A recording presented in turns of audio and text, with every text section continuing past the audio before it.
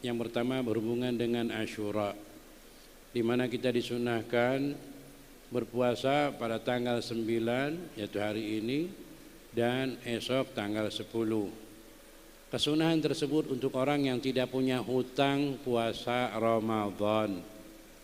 Kalau dia punya hutang puasa Ramadan tidak boleh puasa sunnah sampai bayar hutang dahulu. Setelah dia puasa mengqadha Ramadan, lalu dia teringat barangkali ibunya, ayahnya punya hutang, maka qadha untuk orang tua kita. Sunnahnya nanti belakangan. Jadi jangan pintar puasa Asyura, Syawal, Muharram dan seluruhnya, tapi dia lupa membayar hutang puasa Ramadan. Jadi dapat dua pahala. Qadha Ramadan dapat pahalanya, dan puasa Asyura pun dapat pahalanya, puasa Syawal pun demikian.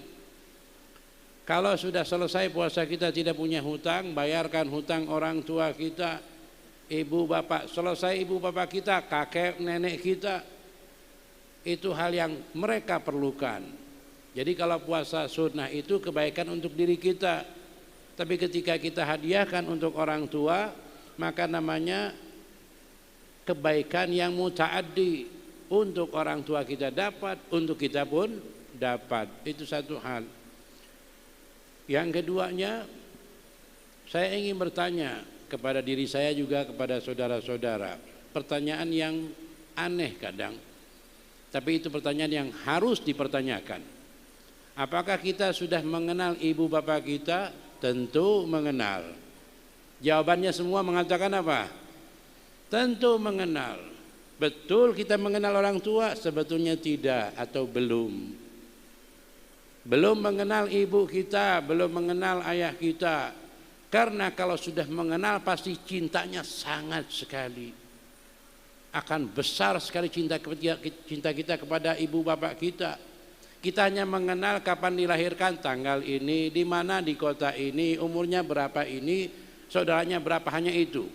Kita lupa untuk mengenal siapa sebenarnya sosok ibu kita yang telah melahirkan kita dengan susah payah, merawat kita dari mulai kecil, dari mulai bayinya menyusui, mengurus, merawat, mencepuki hari demi hari terus sampai kita dewasa.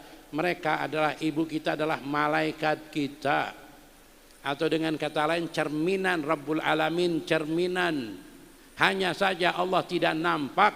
Kalau orang tua kita nampak, yang memberi, mengasuh dan seluruhnya hidup kita dari orang tua kita.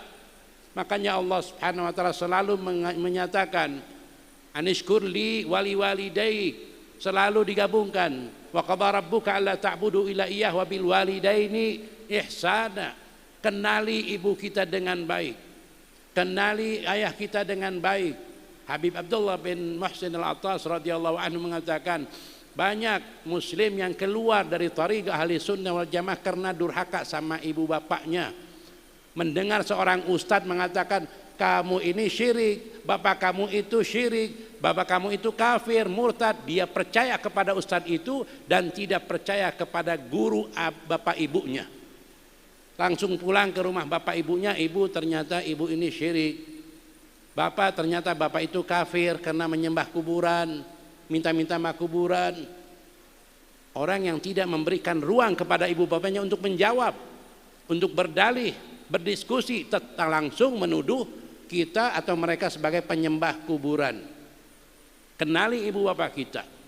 Dan seorang ibu yang ingin menanamkan cinta kepada anaknya, harusnya dia menceritakan keagungan si bapak kepada si anaknya. Dan si ayah menanamkan cinta kepada si anak terhadap ibunya, menceritakan, wahai anakku, ibumu ini demikian, demikian, demikian. Tiap hari dari mulai kecil dikenalkan siapa ibunya.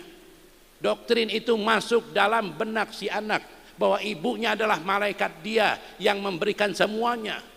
Demikian pula si ibu menceritakan keagungan ayahnya kepada si anak. Agar si anak ini di rumah ini, rumahnya itu madrasah al-ula, sekolah pertama di dalam mendidik anak cinta kepada ibu bapaknya. Bukan pesantren, bukan. Banyak orang-orang yang duduk di pesantren pulang pengen kawin nggak tahu diri. lalu khidmah kepada istri dan mertua tanpa memberikan waktu khidmah kepada ibu bapaknya. Apakah itu anak berbakti? Tidak. Anak durhaka dia. Ibunya, bapaknya mengeluarkan harta dan tenaga untuk si anaknya belajar di pesantren, agar pulangnya mengajarkan si ibu yang tidak tahu agama, agar mengarahkan abah bapaknya yang tidak tahu agama atau kurang agama, ternyata kawin berkhidmah kepada istri dan mertuanya. Itu fakta yang nyata di hadapan kita.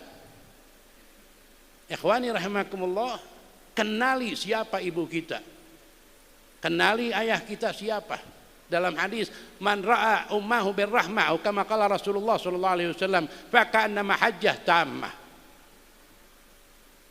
Barang siapa melihat ibunya atau bapaknya dengan penuh rahmat, kasih sayang, menggambarkan bagaimana sulitnya sang ibu, apalagi kalau mereka miskin, dalam keadaan tidak punya apa-apa, bagaimana banting tulang mereka, pengorbanan mereka. Si anak melihat sambil menangis, melihat ibunya sambil mencuci pakaiannya, gak mungkin dikasih sama dia.